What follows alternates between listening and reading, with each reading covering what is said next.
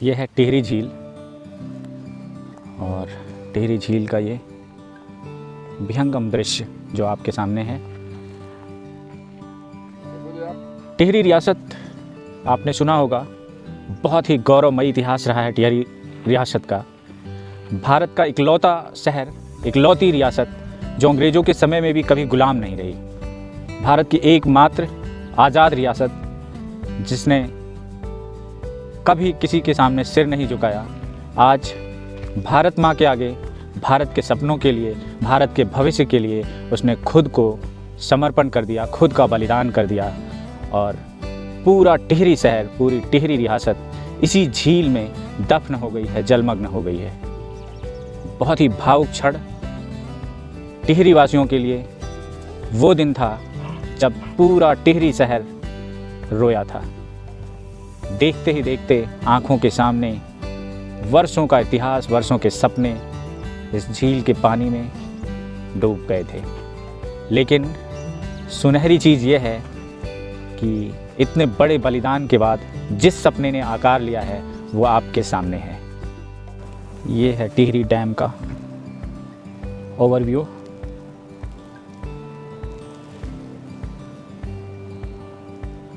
Board देख पा रहे हैं आप, THDC इंडिया लिमिटेड। ये डैम के गेट्स दिख रहे हैं जहाँ पे ओवरफ्लो के लिए पानी छोड़ा जाता है। और ये डैम की वॉल, इसके ऊपर से एक रोड भी है जिसको झील को पार करने के लिए यूज कर सकते हैं।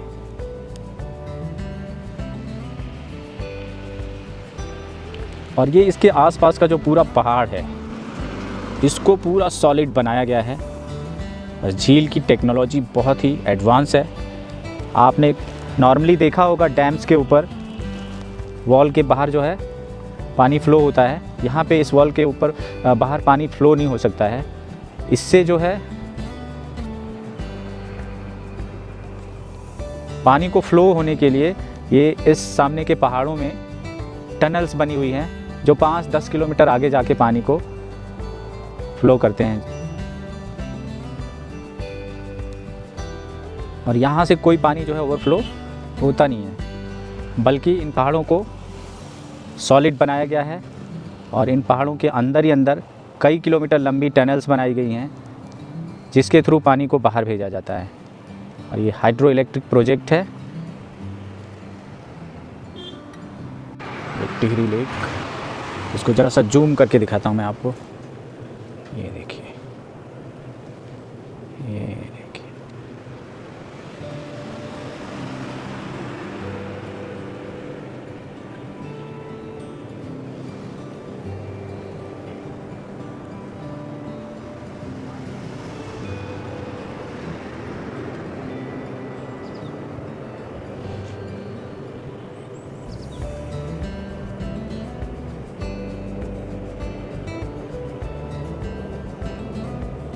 टिहरी लेक आधुनिक भारत का धाम है।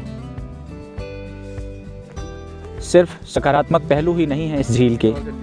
बहुत संघर्षों के बाद सन 2006 में इस टिहरी बांध का अस्तित्व में आया। यह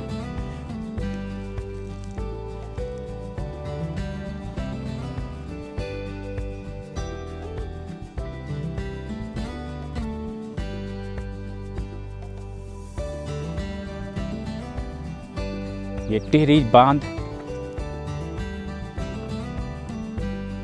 विश्व में 5वां सबसे ऊंचा और बड़ा बांध है। भाखड़ा नांगल डैम से भी ऊंचा बांध है ये। ऐसे लगता है जैसे समुंदर के किनारे खड़े हैं। जिधर नज़र डालो पानी ही पानी। और खूबसूरती मुझे बयां करने की ज़रूरत नहीं है, आप स्क्रीन पर देख ही रहे होंगे।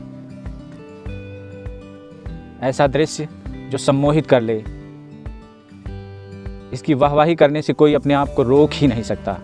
सनराइज भास्कर झील की सुंदरता में 4 चांद लगा रहे हैं और अपनी सुनहरी किरणों को झील के सौंदर्य को और बढ़ाने के लिए नीचे प्रस्फुटित कर रहे हैं।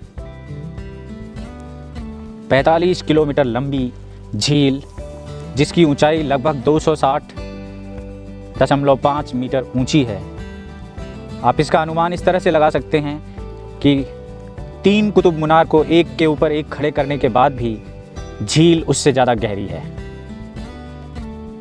झील का स्थान विश्व में तो निश्चित रूप से 5वां है, लेकिन भारत की इकलौती झील है और एशिया की इकलौती झील है जो इतनी ऊंची है।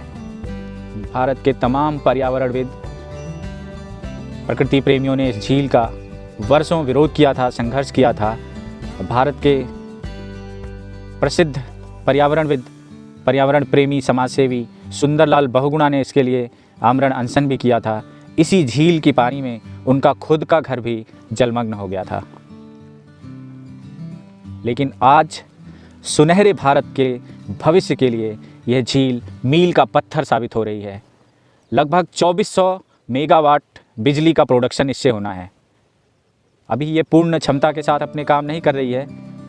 अगर मैं गलत नहीं हूँ तो 1100-1200 मेगावाट का प्रोडक्शन इससे हो रहा है। उत्तराखंड, उत्तर प्रदेश और दिल्ली के लिए बिजली की सप्लाई और पानी की सप्लाई का एक प्रमुख जरिया बनने वाली है ये झील, ये बांध।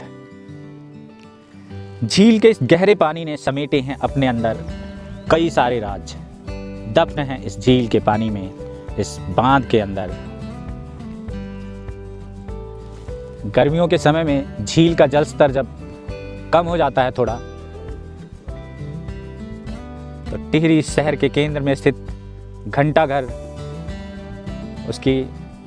उसका गुंबद कभी कभी दिखाई देने लगता है, जो बिल्कुल राजमहल के पास ही था।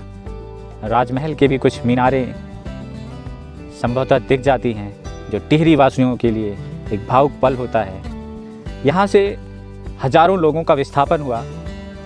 ज़्यादातर लोगों को हरिद्वार, ऋषिकेश और नई टिहरी में बसाया गया है और इस माइग्रेशन के लिए काफ़ी संघर्ष भी करना पड़ा उन्हें, लेकिन अंत भला तो सब भला। कुछ लोग आज भी इसके लिए संघर्षरत हैं और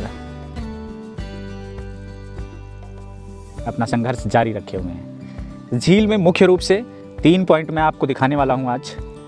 ये पहला जो प्रमुख हिस्सा है आप देख पा रहे हैं, दूसरा वो बांध का एरिया और बोटिंग एरिया, तीसरा इंडिया का इकलौता फ्लोटिंग होटल, फ्लोटिंग प्रॉपर्टी। तो इस वीडियो में अभी तक के लिए बस इतना ही। आप देखते रहिए जस्ट प्रणय, और मेरा वीडियो आपको कैसा लगा लाइक और कमेंट के माध्यम से मुझे ज़रूर सूचित करें। और अगर आप मेरे चैनल पर नए हैं तो मेरे चैनल को प्लीज़ सब्सक्राइब कर दें। Thank you very much.